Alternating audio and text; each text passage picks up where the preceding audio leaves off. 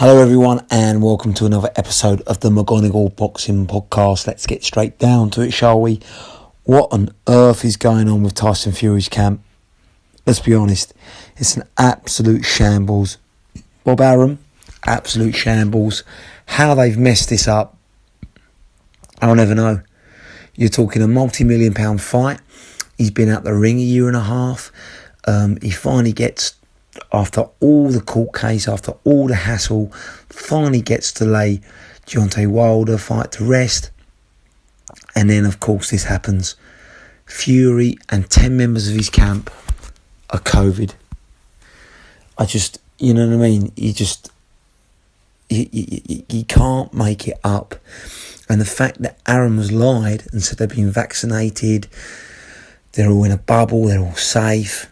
Total BS. Turns out none of them are vaccinated and they've all basically got COVID. And so they're out. Tyson Fury won't be able to train, for 4 weeks now? And it's just an absolute mess. And I'm sorry to say, but I actually start to side with Eddie Hearn, who seems to think that this is something more sinister. It could well be. I'm being totally honest. Ticket sales aren't great. And that's because of the Euros, I think, because of also the UK fans not being able to travel, because of many things, the NBA finals taking place, Copa America, the Olympics, Wimbledon. You got all these distractions going on, and it's basically fallen under the radar. The fact that Fury hasn't really been engaging in PR, it's, you know what I mean, it hasn't really caught fire like it should have done. Arum is way past his sell-by date. I mean, you look at the fighters, Crawford, he's had Lomachenko, he can't promote anymore. He's miles behind the likes of Eddie Hearn and even Al Heyman.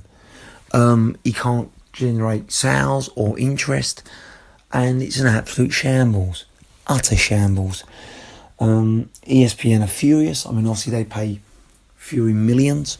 I know Fox are furious, and it just delays the super fight with Joshua even further. And it just looks like that, and the fight's never going to happen, because now this fight's moved back to October. Fury's probably going to need 5 months after that. Then you're looking at 2022. He's going to be 33.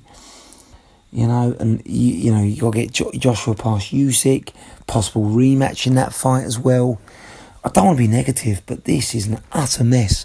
And this is why the UFC look at boxing, they start laughing, because they can't get their crap together. And this is a perfect example. Now, is Fury in shape? I don't know. I mean, he looks quite heavy, to be honest with you. But I know he said he wants to come in big and strong. I don't think he should come in too big, though. I mean, if he's coming in 20 stone, that's going to slow him down. I don't care who you are. 19 stone is a good weight. Anything above that is bad, as far as I'm concerned. 19 stone, he can still be strong, heavier, far bigger than Wilder, but can maintain movement. 20 stone, 21 stone, you kidding me? It's going to slow him down. It's going to be a sitting duck for Wilder. So maybe he's too heavy. I don't know. Maybe the camp hasn't been that great. I know he's been out in Vegas. He's been living the life by the looks of it. I know his family's been out there, whereas Wilder looks hungry. And let's make no mistake about it. I mean, Fury's a far better boxer, Deontay Wilder. If he trains fully, focused, committed, he beats Wilder 10 times out of 10. But if he's distracted, unfocused, unmotivated, then he could easily get knocked out by Wilder. Wilder is extremely dangerous, even now, at 35, 36, and a year and a half out the ring. That punch is the last thing that will leave him. That deadly right hand. And he only takes one swing. So what? Fury needs to be on the ball. So maybe he's not. Maybe Andy Lee, who's a brilliant trainer, along with obviously the Kronk gym, have said, no, you're not ready. We're pulling you out of this until you are focused. Maybe Eddie Hearn's got a point there. Maybe that's the underlying reason. Because I just find it hard that they could be that naive, that foolish to be COVID. But it is what it is. They've been detected as COVID, and the fight is off to October. It's a shambles, it's a mess, and I actually feel for Wilder now. And if Fury's not careful, he's going to start becoming the booed one, the loathed one. And Wilder's going to start becoming the fan favourite because he's, shown hunger and willingness to fight. Fury has been laid back, to be honest with you, isn't he? You see him on Instagram, he's, one pull out with the Joshua fight, another pull out with the Wilder fight. What is going on? He should be desperate to get in this ring, not this mess.